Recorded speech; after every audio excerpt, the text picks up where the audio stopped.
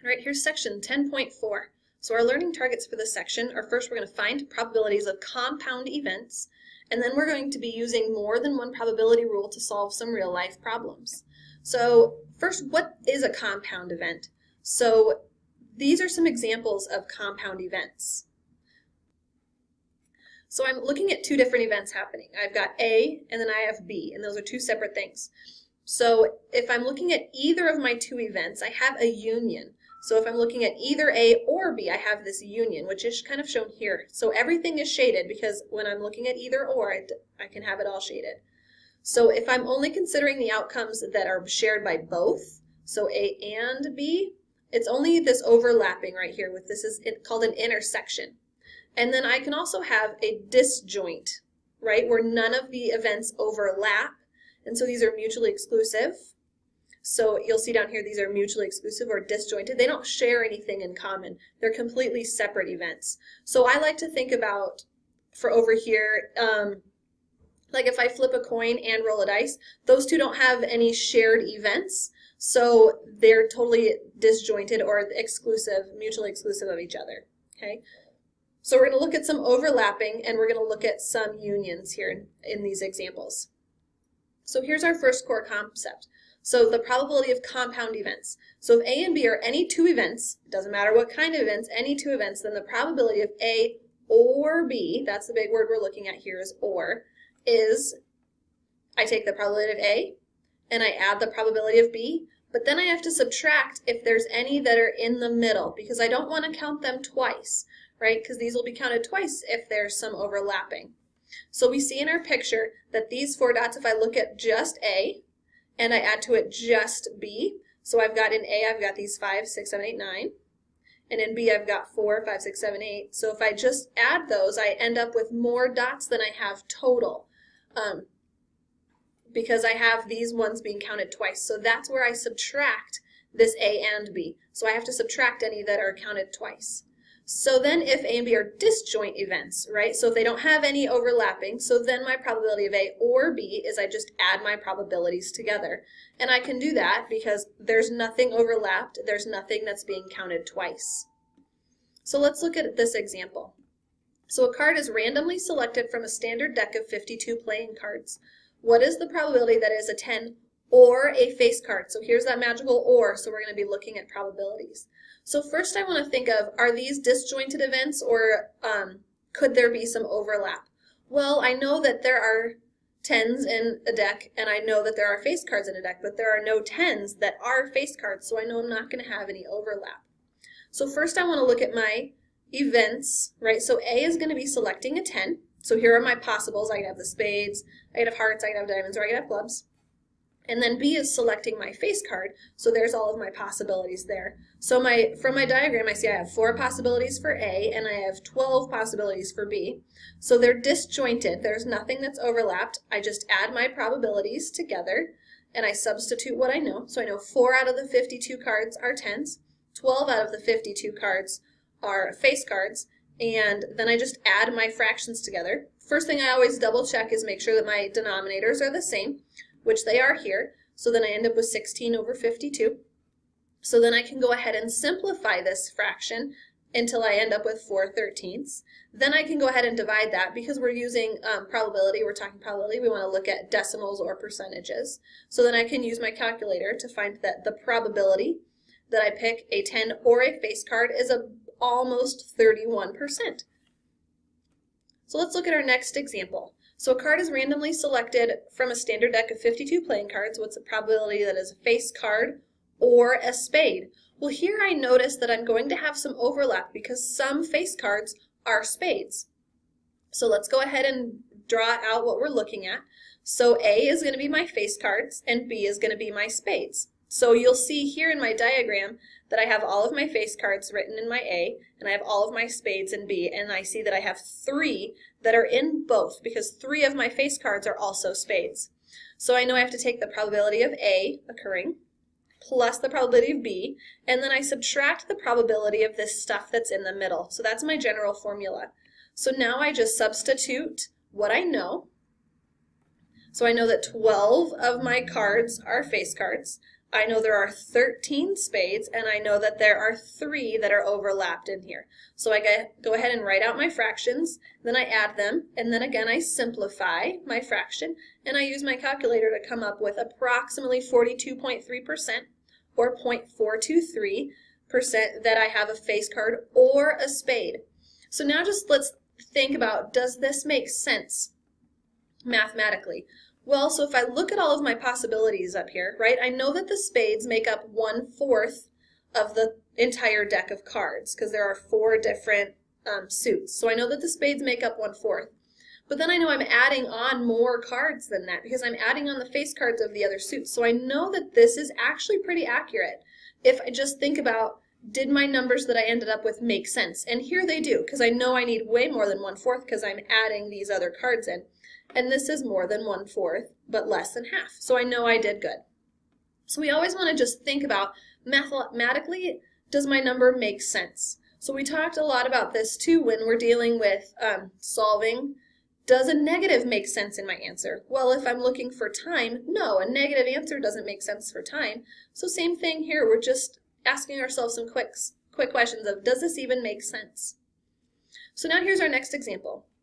So out of 200 students in a senior class, 113 were either varsity athletes or on the honor roll, so one or the other. There are 74 seniors who are varsity athletes and 51 seniors who are on the honor roll. What is the probability that a randomly selected senior is both a varsity athlete and on the honor roll? So let's look at our numbers and our values. So our event A is going to be a senior who is a varsity athlete, and B is going to be a senior on the honor roll, right? Because those are our 2 separate things. So from my information, I know the probability of A. So again, being that varsity athlete is 74 out of 200, because I'm told right here 74 of my seniors, 74 of my 200 seniors are varsity athletes. I know that the probability of B is 51 because there are 51 seniors on the honor roll. And then I know that the probability of A or B is that 113 divided by 200. So now I have to figure out the probability of both, of A and B. So I know that the probability of A or B is equal to the probability of A plus the probability of B minus the probability that they're both. So this is the same general formula that I've been using. I just know different pieces of it. So now let's plug in what we know. So I know that it's 113 over 200 equals 74 over 200 plus 51 over 200 minus this overlap. And we're trying to find the overlap here. So then I just kind of simplify and I solve. So I get all of everything to one side, and I'm left with probability of A plus and B on the other side. So then I just simplify my fractions. I go ahead and add or subtract. And then from here I can simplify further. So it'll be 3 over 50 or approximately 0.06. So I know that this is my probability, my 0.06, that a senior is on both the honor roll and a varsity athlete. So here I'm using my same general formula, I'm just plugging in different information. In the previous examples, I've known these 3 pieces over on the right side, and I've been solving for this A or B. But here I know this piece, but I'm not sure what the overlap is, so I can still solve and simplify for my overlap. From this, I can also answer if it asked how many students, right? It didn't ask me, because here I'm asked what's the probability. But what if it said how many students are both? I'm also given that information right here before I actually simplified, because I know there was 200 total students and 12 of them ended up being in both. So I can use this to find either the number of students or the probability. So here's your first monitoring progress. I want you to try this and see where you end up with. Go ahead and try all 3 problems and see how you do. So here's our next example. So the American Diabetes Association estimates that 8.3% of people in the United States have diabetes. Suppose that a medical lab has developed a simple diagnostic test for diabetes that's 98% accurate for people who have the disease and 95% accurate for people who do not. The medical lab gives the test to a randomly selected person. What's the probability that the diagnosis is correct? So we're given a lot of information here, so first we kind of have to organize it. First, we want to figure out what our events are that we're looking at. So event A is going to be that the person has diabetes, and the event B is going to be that it was the correct diagnosis. So the probability of B depends on A. So these are dependent events, right? Because there's a difference on if they have it or if they don't. That accuracy changes, so it is a dependent event. So when A occurs, so when A happens, the probability of B is 0.98. So when A does not happen, the probability of B is 0.95. So I can just lay it out of what I know so far. So then we're going to go ahead and use a probability tree diagram. So the probabilities are given along my branches, can help us kind of figure out where we get some numbers. So I want to also use the complements. Now remember, a complement is where I take one and I subtract what I know to find the probability that it's not occurring. Okay? So this symbol right here with the line, the dash over it, tells me that a person does not have diabetes, and the dash above B is the incorrect diagnosis. These are the complements of the probabilities that we have. So here's the big thing about using a probability tree. All probabilities for the branches must sum or add to 1. So if they go to the same branch, they must add to 1. Okay? So let's look here. The population of the United States is where we started. And I was told that we have a 0.917, that this person does not have diabetes, right? Because 8.3% do. So I can turn all of these into a decimal. So then I was told if the person does have diabetes, it was a 98% chance of a correct diagnosis, which means a 2% incorrect diagnosis. And then from down here, if the person does not have diabetes, it was a 95% for a correct diagnosis, and then 5 for an incorrect diagnosis. So to find the probability that the diagnosis is correct, I follow my branches leading to event B, that I have a correct diagnosis, right? So here we go. I've got some information here, and I'm going to use my tree diagram because I'm talking about a correct diagnosis. I'm not absolutely saying that they have to have diabetes and it's a correct diagnosis. I was really just looking for, if I give you the test, was I right? So now I'm going to be using my tree diagram. So I've got the probability of A, and I'm looking at my probability of my dependent events. That's where this is coming into play, right? Because B depends on A. So now I plug in the things that I know from my tree.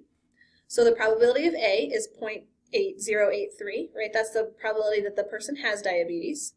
Then the probability that they got a correct diagnosis. And I add to that the probability that they don't have diabetes, but they also got a correct diagnosis.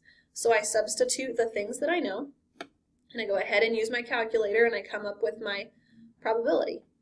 So my probability that the diagnosis is correct is approximately 95.2%, or this 0.952.